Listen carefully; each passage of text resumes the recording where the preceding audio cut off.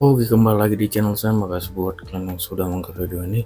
Kali ini dari kabar terbaru lagi, Pak Jokowi pastikan tidak ada undangan untuk Amin Rais ya. Pak Amin Rais kayaknya ngamuk-ngamuk lagi nih dengar kabar ini ya. Kali ini Opung membahasnya. Sebelum kita ke videonya, bantu subscribe dulu channel saya belum subscribe. Tidak tunggu lama, kita ke videonya langsung. Let's go. Kembali lagi bersama dengan Opung Parvelak, dengan Opung kita yang satu ini. Ya, masih ingat kan? Masih ingat lah.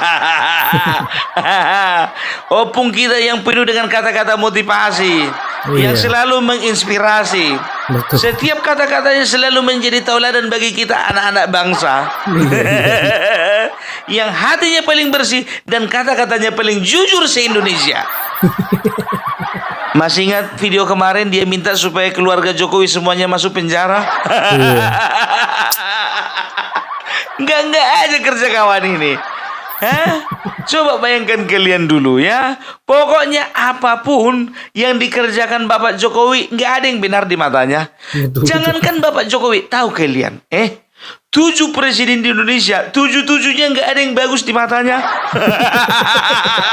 7-7-nya ya. Serius, mulai dari Soekarno, Soeharto, B.J. Habibie, Megawati, SBY sampai Jokowi. Nggak ada yang bagus. Jadi siapa yang bagus? Di mata dia satu-satunya presiden yang bagus di Indonesia kalau dia jadi. Kalau dia jadi. Baguslah itu Indonesia. Iya. Tapi maaf, umur udah mau di ujung, tapi sampai saat ini Allah tidak menghendaki sampean menjadi presiden. Karena tahu, ya kan? Ya kan? Ya, Indonesia ini kan jadi apa kalau dipimpin sama yang namanya Amin Rais? Bahamin, ngomong-ngomong aku iki isi inget, aku iki urung lali. Karo opo ning sampaikan si Bapak Abdurrahman Wahid mengenai sampean. Jarene Bapak Abdurrahman Wahid sampean iki penipu kelas kakap. Ra iso dipercaya. Cangkeme bosok. Udah berapa tahun kau di perpolitikan Indonesia? Jangankan lihat dulu kami masyarakat awam, sedangkan orang di dalam partaimu sendiri kemarin partai apa? Partai PAN. Satu pun gak ada lagi yang percaya samamu kan? Iya. Sehingga kau ciptakanlah partai baru, ya. Partai apa namanya? Yang kemarin itu sempat nggak terverifikasi, apa namanya? Partai Umat. Aduh, cuman ya, memang nama agak lupa, susah diingat nama itu. Iya. Aku langsung ingat yang mobil 1 juta umat. Ya, itu dia. Tapi salah kau dalam pemilihan nama. Kau bikin nama partaimu itu Partai Umat, sementara kau sendiri ditinggalkan umat. Betul. Kau bilang kemarin IKN bakal mangkrak. Lah sing mangkrak iku kan partaimu iku. Mangkrak. Ya, belajar sono sama Bapak Prabowo. Kalau mau bikin partai, sekali bikin langsung gede, tokcer. Langsung jadi presiden. Atau sama Bapak SBY. Sampean sih gak mau belajar. Makanya kayak gitu. Ya angkatan 98 tuh harusnya partainya makin lama makin gede. Lagi kok makin lama makin cilik. Dulu Mas Joko sendiri yang bilang ada ratusan investor asing sudah ngantri mau invest di IKN. Jebol hanya 0. Jadi angkasa Indonesia sedang dihiasi dengan aneka kebohongan yang diproduksi oleh rezim Jokowi tanpa henti. Hentikan secara total ambisi politik Anda yang terlihat bodoh dan ngawur, terus-terusan ingin mencampuri pimpinan nasional. Bahamin. Iya. Sampean sehat, Mbah? Oke, serius dulu, kita serius. So, if we are talking about investment, We have to notice and consider about everything. Biar gue ajarin dulu kau bahasa Inggris. Masih ingat aku masih bisa lah sikit-sikit. Biar jangan bahasa kebohongan aja yang keluar dari bibirmu itu. Jadi kalau bicara tentang investasi, ya itu nggak segampang bibirmu mengucapkan. Ya, kenapa aku bilang tidak semudah bibir kita yang mengucapkan? Karena bicara tentang investasi adalah berbicara sesuatu yang rumit. Ya, kenapa rumit? Karena di sini negara harus berhati-hati. Kan di sini kan investasi bukan hanya investasi dari negara, bukan dari pemerintah. Yang diharapkan dari pihak swasta. Pihak swasta pun ada dua, pihak swasta dalam negeri dan pihak swasta dari luar negeri. Kan begitu. Nah, ada banyak yang harus diperhatikan dan dipertimbangkan ketika kita menerima investasi dari luar pemerintah. Yang pertama, negara kita bicara dulu konteks luar negeri. Negara yang mau menginvestasikan dananya itu negara seperti apa? Ya, bagaimana hubungan politiknya dia dengan kita? Ya, setelah itu kalau misalnya kita terima investasi dari mereka, kira-kira mengganggu tidak? Ya, antara hubungan kita dengan negara lain, kan begitu ya. Itu pertama. Baru yang kedua, berbicara persentase. Nah, ketika berinvestasi negara luar, ya sudah pasti dong ada keuntungan yang diharapkan. Nah, bagaimana bagi-bagi hasilnya itu juga dibicarakan ya. Baru yang ketiga itu ya negara juga harus berhati-hati dalam pemilihan jenis investasi, karena investasi kan bukan berbicara uang gitu ya. Investasi berbicara juga mungkin alat berat, material, atau mungkin juga jasa dan lain sebagainya ya. Itu dia. Begitu juga sebetulnya kalau bicara tentang investasi yang akan ditanamkan oleh perusahaan swasta yang ada di dalam negeri, yang mungkin persentasenya harus lebih besar daripada perusahaan luar negeri. Setelah itu apa? Setelah itu ya mungkin juga harus memperhatikan aturan yang berlaku dan juga undang-undang, apalagi berbicara mengenai lingkungan hidup, ketenaga kerjaan, ya, dan lain sebagainya. Setelah itu juga ada persentase bagi hasilnya berapa, gitu loh. Ya kalau misalnya tidak ada deal, tidak ada kesepakatan, nggak bisa jalan. Itu mengenai investasi. Dan ini ya juga harus diperhatikan mengenai tahapan-tahapannya. Tahapan-tahapan dalam menerima investasi, biasanya sebuah negara, pemerintah akan menerima investasi pertama sekali itu mengutamakan perusahaan swasta di dalam negeri. Gitu dia. Kalau kau bilang ya investor asing itu nggak ada, kosong katanya. Bukan itu masalahnya, tahapannya belum dapat. Kemarin waktu kau bilang apa? Ya, itu IKN itu bakalan mangkrak itu karena apa? Karena nggak ada orang mau menginvestasi. Begitu ada orang mau menginvestasi, kau bilang apa? Investasi dalam negerinya itu nggak ada orang luar negeri. Kalau muncungmu itu kan begitu.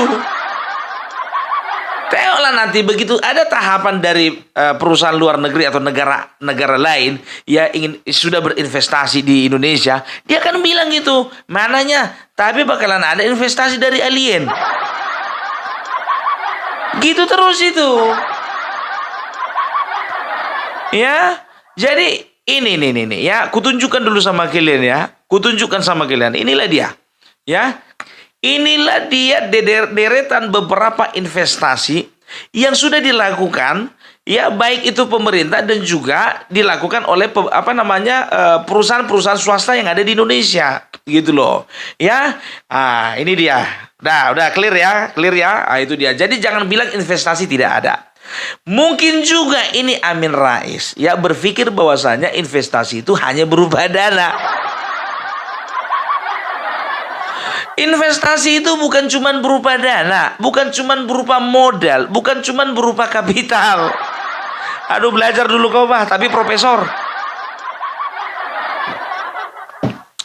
Ketika ada perusahaan asing mendirikan perusahaannya juga di situ, Ketika ada perusahaan swasta mendirikan juga perusahaannya di situ, itu sama juga dengan investasi. Karena apa?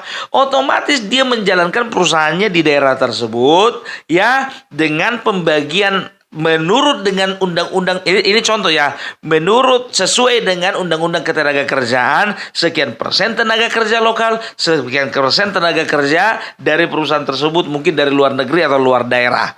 Itu pun sudah berinvestasi namanya, mengerti? Ya, itu dia. Investasi ini banyak ya. Ada investasi di bidang pendidikan. Dengan cara apa? Dengan cara sekolah-sekolah swasta itu mendirikan sekolah-sekolahnya di IKN. Contoh yang sudah mendirikan sekolahnya di IKN itu, yang sudah berinvestasi, yang pertama itu JIS, Jakarta International School. Baru yang kedua itu ada Astra Internasional. Mereka punya yayasan pendidikan juga. Ya, itu dia. Setelah pendidikan apa lagi? Ada perhotelan.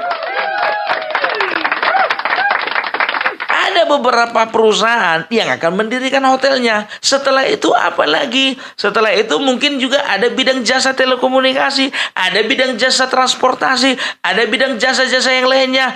Harus encer otak memikirkannya itu biar tahu kau. Gitu loh, ya sama seperti perusahaan Aqua. Perusahaanku Aqua itu di situ apa? Ya, mungkin dia mengenai dia investasi membuat sanitasi atau misalnya persediaan air minum ya. Setelah itu apa? Rumah sakit. Rumah sakit swasta itu sudah beberapa yang berinvestasi. Contohnya Rumah Sakit Hermina. Contohnya lagi Rumah Sakit Mayapada, dan juga ada beberapa rumah sakit lainnya. Mereka membangun rumah sakitnya di sana. Nah, ketika sudah beroperasi, mereka ya menerima tenaga kerja, menerima juga pasien dari sana, dan mereka mendapatkan keuntungan, dan keuntungannya juga itu sudah ada bagi hasil dengan pemerintah yang ada di sana. Banyak sektor. Makanya aku bilang, jangan kalian kira ya investasi itu cuma berupa uang, berupa dana, berupa pinjaman modal. Makanya update dong, update. Jangan cuma berita miring aja terus yang kau update. Mbak Hanis dengar? Gitu loh, masa aku yang lulusan SMP ngajari seorang profesor.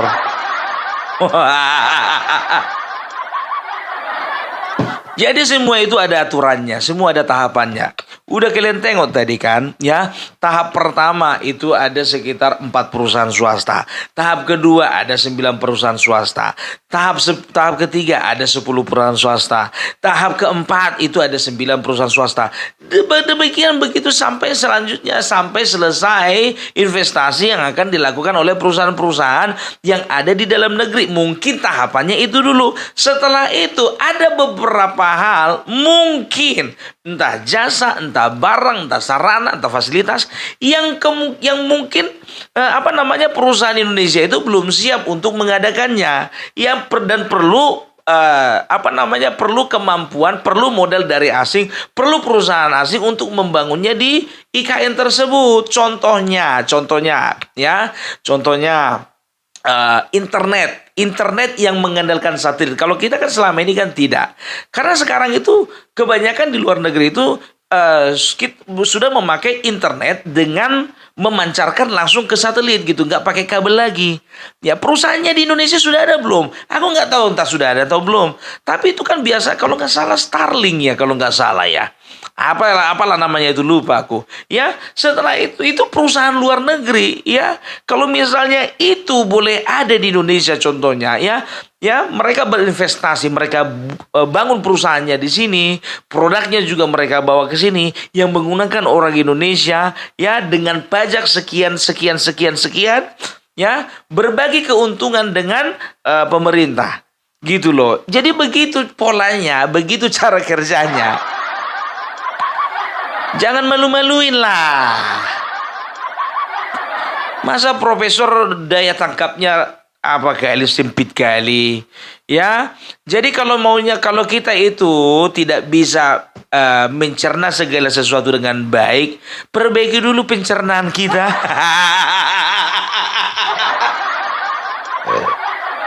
Makanlah makanan yang bergizi. Jangan kebanyakan makan junk food, Abah. Umur udah tua. Ingat ya, pepatah Inggris mengatakan garbage in, garbage out. Sampah yang masuk, sampah juga yang keluar. Jadi ketika kita memakan makanan yang bergizi, ya, itu maka yang baik-baik, ya, itu akan dihasilkan. Tenaga kita baik, otak kita baik, mulut kita baik, pandangan kita juga baik. Ini nggak aneh gitu loh. Ngelihat manusia-manusia yang pesimis terhadap negaranya sendiri aneh. Gitu loh. Rocky Gerung, Refli Harun, Amin Rais nggak pernah bisa optimis. Mereka itu selalu berpandangan, beranggapan bahwa negara ini sebentar lagi hancur gitu loh. Emangnya tahu kalian dari mana? Kalian sudah observasi lapangan. Kalian kalian sudah bisa rupanya memprediksi apa yang terjadi nanti ke depannya. Kita lakukan saja yang terbaik ya. IKN itu dibangun dalam rangka bukan ingin menguras anggaran belanja negara, bukan itu. Artinya apa? Manusia Indonesia itu perlu dibangun. Bagaimana cara membangun? Untuk apa dibangun? Supaya bangsa Indonesia itu ke depannya menjadi bangsa yang diperhitungkan di mata dunia.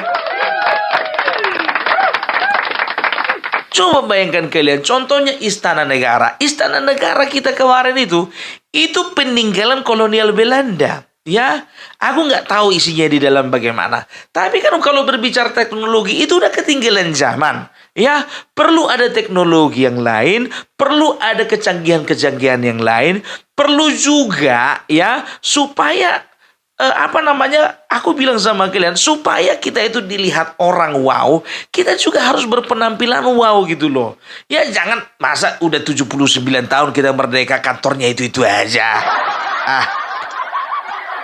Sedangkan kita yang sudah secara manusia pribadi, ketika kita tinggal di kontrakan, kita pengennya punya rumah. Katakanlah dulu BTN, ya kan 3x6. Setelah itu begitu ada rezeki, ya kita bikin rumah yang agak lebih besar lagi. Contohnya beli tanah, bangun rumah agak lebih besar lagi dengan kamar 3. Begitu ada rezeki lagi, contohnya bikin rumah yang lebih besar lagi yang kamarnya 5. Kenapa enggak gitu loh? Ya, begitu juga Indonesia ini. Ya, Joko Widodo bisa dikatakan menghantarkan bangsa Indonesia pada kemakmuran. Ya, walaupun nggak langsung menjulang tinggi ke atas, tapi menuju ke sana gitu loh. Kenapa seperti itu dibangun besarnya, megahnya IKN itu? Karena sebetulnya berarti ada sebetulnya sumber daya yang bisa diharapkan untuk membiayai pembangunan itu. Coba bayangkan kalian dulu, Joko Widodo dalam waktu 10 tahun. Ya, berarti itu sudah berbicara apa? Waktu umur Indonesia, ya, umur NKRI ini umur 69 tahun. Ya, sekarang umur 79 tahun. Sanggup bikin rumah sebesar itu. Bikin ibu kota sebesar itu. Nah, presiden sebelum-sebelumnya ada gak kepikiran? Nggak ada kan, karena apa? Karena yang pertama mungkin mereka itu ya nggak punya visi untuk bagaimana supaya bangsa kita ini bisa diperhitungkan ke depannya. Selalu puas dengan julukan negara berkembang. Lihat 2045 itu, negara Indonesia akan menjadi negara yang maju. Coba kalian lihat di sana. Aku sudah baca artikelnya dan juga aku sudah lihat videonya ya. Bagaimana ya, bukan berbicara tentang pemerintahan saja. Coba bayangkan ya, di situ PSSI pun juga akan berkandang ya. Dalam tanda petik, di situ PSSI ya, dengan kekuatan persepak bolaan yang ada di negara kita saat ini, dengan prestasi yang sudah kita capai saat ini, ya sedang mempersiapkan bagaimana klub PSSI itu boleh mempersiapkan setiap pemain-pemainnya itu boleh berlaga di kelas internasional. Caranya dengan apa? Fasilitasnya dibangun. Sarana-sarananya dilengkapi, semuanya dibikin canggih. Bagaimana supaya persepak bolaan kita itu tidak dipandang sebelah mata? Bikin dong sesuatu yang megah. Bikin dong sesuatu yang memang bisa dikatakan standarnya itu internasional. Mungkin untuk saat ini, ya, untuk saat ini Gelora Bung Karno itu mungkin untuk saat ini itu kan sudah lama juga. Perlu dibikin sebuah gelora, sebuah stadion yang lebih besar lagi, yang lebih canggih lagi, yang lebih wow lagi supaya apa? Supaya ketika ada perhelatan akbar kelas dunia seperti FIFA ya mengadakan Piala Dunia atau Olimpiade mengadakan Piala Dunia contohnya, itu mereka dengan akan mudah, wow, Indonesia sudah siap. Dan itu memiliki kita mendapatkan nilai plus untuk hal itu gitu. Tapi Amin Rais nyampe nggak ke situ pikirannya? Enggak kan? Selalu yang negatif aja yang dikeluar dari mulutnya itu. Selalu kawan ini kalau berbicara, sebagian besar anak bangsa ingin keluarga Jokowi di penjara, sebagian anak bangsa tidak setuju dengan Jokowi, sebagian besar anak bangsa mana?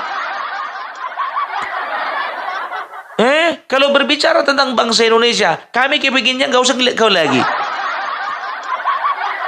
Apalagi di media sosial ini, cukuplah kau tidur aja di rumah, udah. Perbanyak ibadah. Bukan dosa, bukan fitnah yang kau perbanyak. Nggak boleh gitulah. Kau hargai, kau hormati, ya. Itu presiden bersama dengan menteri dan juga jajarannya itu capek itu memikirkan bagaimana IKN itu, capek bagaimana mengurus negara ini. Kau mengurus partai satu aja nggak bisa. Bisa lepas dari tanganmu kan? Baguslah, PAN lepas dari tanganmu. Lebih luar biasa, lebih paten lagi PAN sekarang. Boro-boro kau mau ngurus negara ini, partaimu sendiri pun juga nggak percaya samamu. Ya kalau kau nggak dipilih lagi jadi ketua umum, berarti kan nggak percaya lagi orang samamu. Kalau dibilang regenerasi katanya, ya ngapain kau keluar bikin partai baru? Ya di dalam lah kau. Makanya semua orang di dunia ini nggak ada yang bagus di matamu, nggak ada. Ya, makanya 7 presiden Indonesia semuanya nggak ada yang bagus. Jadi tunggu siapa presidennya? Yang pertama tunggu dia sendiri. Yang kedua tunggu Donald Trump memimpin Indonesia. Makanya kalau berbicara IKN udahlah. Kalau nggak ngerti kau ngomongin masalah investasi, udah diem aja lah kau. Menengai. Rasa ribu-ribu mana? Bukan gajah. Ya, malu kita. Kau udah orang tua kau. Ya, kau bilang bapak reformasi. Reformasi seperti apa yang kayak gini, ya kan? Harusnya kau itu kalau udah seumuran kau itu, kau itu sudah bisa dikatakan kau itu sesepuh. Kau itu memang betul-betul menjadi tempat bertanya bagi politisi yang ada di Indonesia ini. Ini bukan kau yang nanya-nanya. Apakah kalian percaya pada Jokowi? Mas Joko, sampean kerja untuk siapa? Harusnya kau jadi tempat bertanya bagi para politisi di Indonesia ini. Ini kau yang nanya-nanya. Pertanyaanmu pun juga pertanyaan gak mutu. Uang kau yang ini yo wangel. Rono sopane ngomong iki. Lampene bosok. Atene bosok.